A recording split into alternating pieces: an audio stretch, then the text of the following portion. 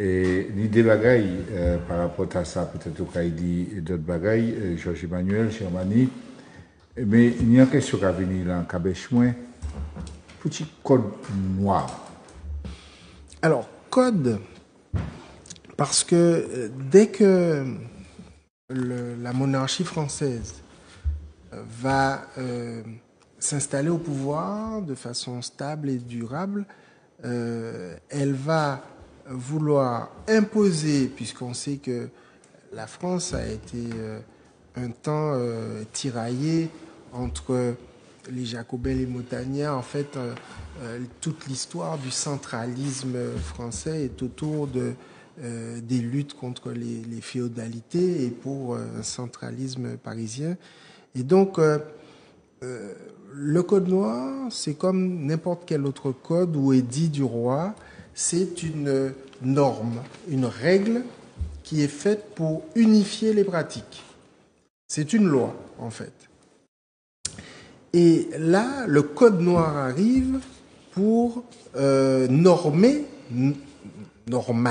mais normer les pratiques sous les colonies, les pratiques des colons, les pratiques des esclaves, les pratiques de l'Église, et il faut qu'on en parle. Personne n'en a parlé ici, mais c'est très important. C'est une façon pour le roi de France et pour l'Église catholique, puisqu'il est à la fois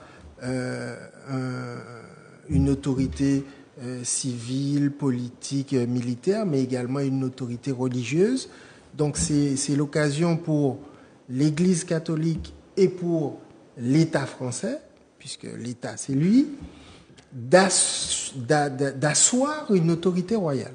C'est ça, le code noir. On pose l'autorité du roi de France et l'autorité de l'Église catholique.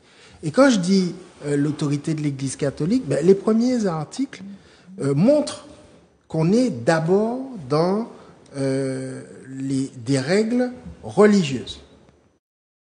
Premier article, on bannit les Juifs, on les exclut du commerce de l'esclavage. Parce qu'il faut savoir que les Juifs étaient pourchassés un peu partout, ils voyaient leurs biens confisqués sur la terre de France, donc ils se sont lancés massivement dans le commerce d'esclaves, dans l'esclavage.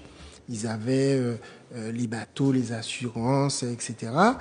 Et là, on s'en prend à leur business, si j'ose dire. Et donc, le premier acte du Code noir, c'est un acte antisémite, puisque on les prive du droit de faire du commerce de l'esclavage.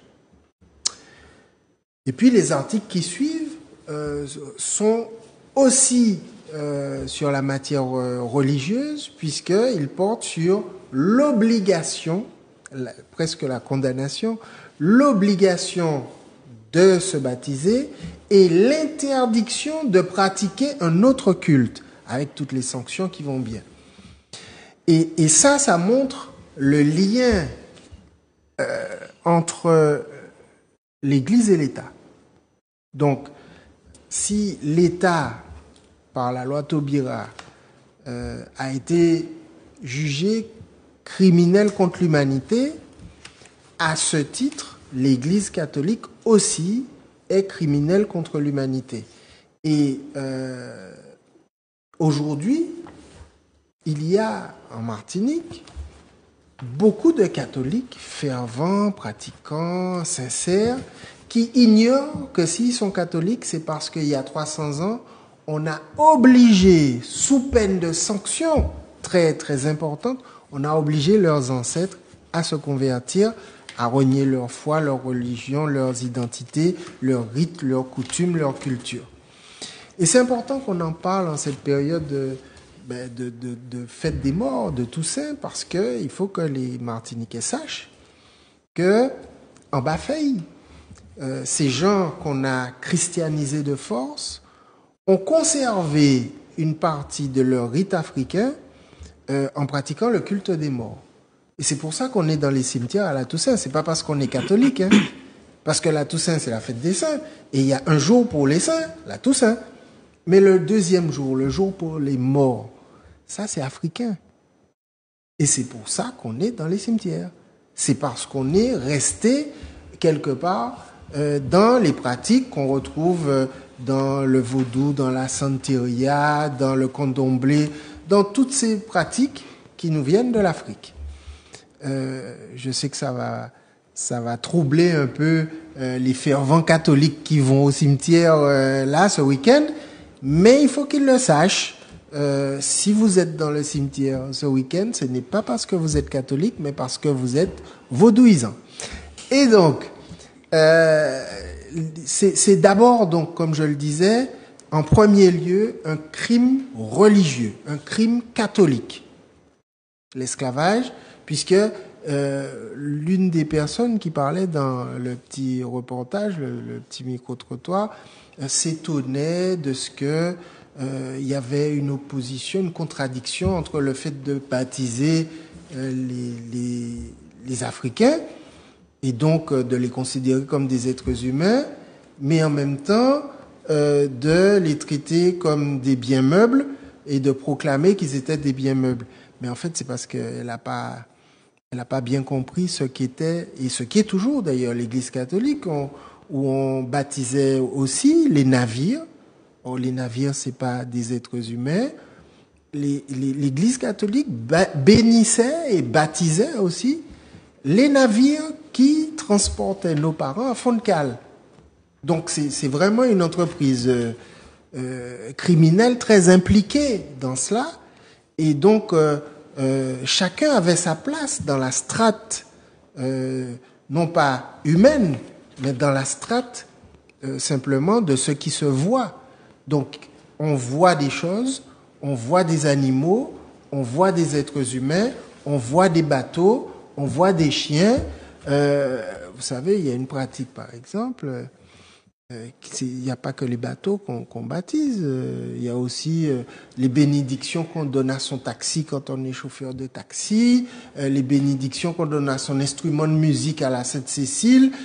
Et donc, il y a déjà dans la tradition catholique, apostolique et romaine une habitude de baptiser tout et n'importe quoi, de bénir tout et n'importe quoi, et pas seulement des êtres humains. Donc, ça n'est pas un hiatus, et c'est d'autant moins un hiatus d'ailleurs que dans l'Église, mais chacun a sa place, et qu'il y avait la place réservée aux colons dans l'Église, et mieux encore, le colon qui faisait toutes sortes d'atrocités et de crimes, donc qui avait en lui peut-être des esprits maléfiques, parce que pour tuer les gens, pour leur couper le jarret, pour les marquer au fer rouge, pour les tuer juste pour le plaisir, il faut avoir quand même quelques démons en soi. Eh bien, ces personnes-là remplies de démons étaient enterrées dans l'église. Et du coup, faisant de l'église un lieu un peu démoniaque, avec des mauvais esprits dedans. Il faut savoir qu'en Martinique, et ça on ne le dit pas aux Martiniquais, il y a plein d'églises qui ont des gens avec des démons enterrés à l'intérieur. Il y a par exemple la cathédrale, il y a l'église de Sainte-Marie, il y a l'église du Morne-Rouge, il y a l'église des Trois-Îlets, il y a l'église du Robert, etc. Je me pose la question, qui on va prier quand on va dans un lieu rempli de gens avec des démons enterrés? Mais bon, c'est une autre question. Après, arrivent dans le Code noir des dispositions relatives à l'état civil. Et quel est le lien entre l'Église et l'état civil? C'est que l'état civil est assuré par le baptême. Et pourquoi on passe à l'état civil? C'est pour maintenir les Africains en situation, réduction en esclavage. C'est-à-dire interdire les mariages entre blancs et noirs, entre esclaves et maîtres, faire en sorte que, quel que soit ce que l'Africain réduit en esclavage a pu accumuler, on lui fait interdiction de le posséder, interdiction de le transmettre. On détermine qui sera le propriétaire lorsque deux maîtres ont leurs esclaves qui ont fait un enfant ensemble. Alors on va dire, bon, c'est la mère, donc c'est le maître de la mère est propriétaire de l'enfant. Enfin, des choses extraordinaires. sur le plan de l'imagination. Et souvent, on pense que ça vient de France, du roi de France, de Colbert. Eh bien, c'est faux. Ça vient d'abord des béquets de la Martinique. C'était, historiquement, les plus cruels et les plus féroces. C'est eux qui ont fait venir spécialement de Cuba des chiens mangeurs d'hommes pour lutter contre les fuyards, parce qu'il fallait ramener le cheptel humain, ou en tout cas les empêcher de fuir. Donc c'est sur la base des textes des béquets de la Martinique, les plus cruels, les plus féroces, qu'on a construit le Code noir, que Colbert a pu commencer à le rédiger, et qu'après, c'est vrai, 2 ans après sa mort, il sera promulgué. Ce qui est extraordinaire, c'est que la statue de Colbert, qui était quand même un esclavagiste, d'accord, un promoteur quand même de la société des Indes et donc de la déportation de nos parents, et qui n'était pas un républicain puisque c'était un ministre d'un roi, eh bien, sa statue trône devant l'Assemblée nationale, qui est quand même censée être un des symboles, un des éléments de la République, de la démocratie et de la lutte un petit peu, en fait, de la défense des libertés fondamentales, de la lutte contre l'esclavage. Ça ne gêne pas les Français d'avoir une sorte de je sais pas moi, c'est comme si on avait, oui, un criminel contre l'humanité. Je ne vais pas prendre d'autres exemples de crimes contre l'humanité, mais un criminel contre l'humanité devant un lieu qui proclame la liberté.